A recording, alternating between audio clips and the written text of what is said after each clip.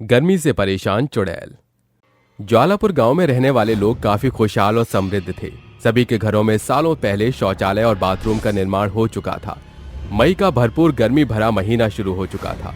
धरती तवे की तरह तप रही थी।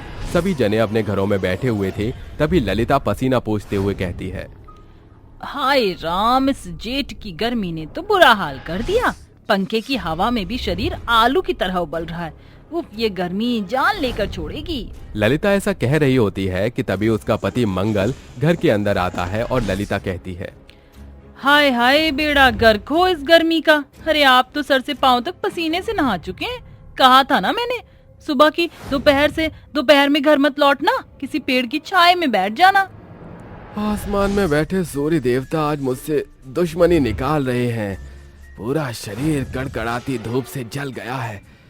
जरा इनामों का पन्ना बना दो, लगता है मुझे लू लग गई है। ठीक है, तब तक आप बाथरूम में जाकर ठंडे पानी से नहा लीजिए, थोड़ी राहत मिलेगी। ज्वालापुर गांव में सैकड़ों सालों में पहली दफा गर्मी ने अपना रिकॉर्ड तोड़ा था। हर दिन बीतने के साथ गर्मी का पारा और ज्यादा तेजी से बढ़ने लगता है। गांव से बाहर कुछ दूर पर एक घना जंगल था, जहां एक पुराने घने से बरगद के पेड़ पर एक भयानक चुड़ैल रहती थी, जो बढ़ती गर्मी से परेशान होकर कहती है, हाय रे, इस बेतहाशा गर्मी ने तो मुझ चुड़ैल का जीना दुश्वार कर दिया।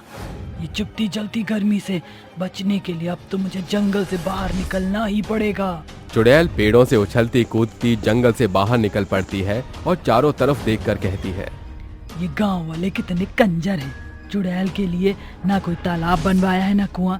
कई वर्षों से मैं नहाई भी नहीं हूँ। सोचा था आज नहाकर अपने पाप धो लूंगी। इतने लोगों का खून जो बहाया है।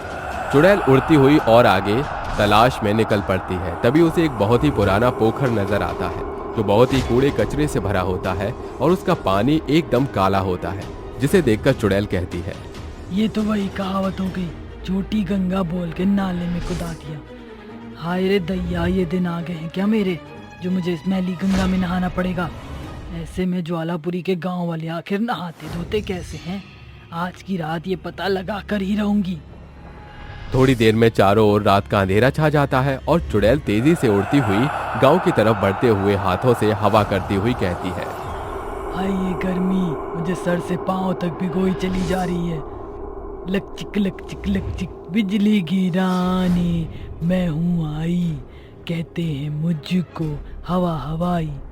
पूरा गांव रात के समय अपने घरों में बाहर चबूतरों पर बैठकर ठंडी ठंडी हवा खा रहे थे। तभी चुड़ैल कहती है, अब मैं मिस्टर इंडिया की तरह इनकी आंखों के सामने से गुजरूंगी और इन्हें दिखाई भी नहीं दूंगी। चुड़ैल रामधन नाम के युवक के घर में घुसकर चारों ओर नजरें दौड़ाने लगती है। तभी नल की आवाज सुनकर वो बाथरूम का दरवाजा खोलकर अंदर आ जाती है और कहती है, अरे वाह, यहाँ तो दूध के जैसा सफेद पानी है जो बेमतलब का बह रहा है।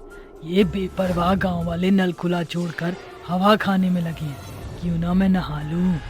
चुड़ैल नहा धोकर बाथरूम गंदा करके कहती है, अरे वाह, ये बाथरूम तो मेरे मतलब की जान पड़ती है।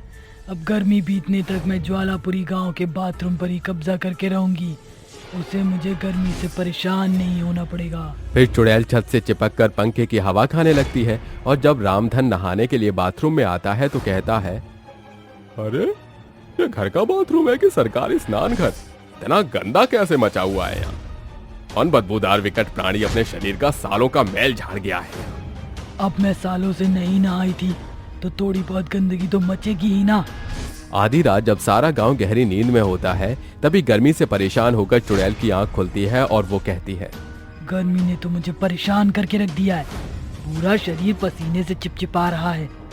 मेरा बस चलता तो गर्मी का नामो निशान मिटा दूं, पर अभी मुझे नहाने की जरूरत है। चुड़ैल पसीना पोंछते हुए बाथरूम में जाती है तो नल में पानी न आता देखकर मंगल और सरिता के बंद दरवाजे से अंदर घुसकर कहती है, देखो तो जरा इनको, इस उबाल भरी गर्मी में भी ये दोनों कैसे फेविकोल के मजबूत जोड़ की तरह चिपक कर सो रहे हुए हैं। खैर मुझे तो नहाना है। चुड़ैल बाथरूम में घुसकर खुशी से नहाते हुए कहती है, ठंडे ठंडे पानी से नहाना चाहिए, गाना आए या ना आए गाना चाहिए।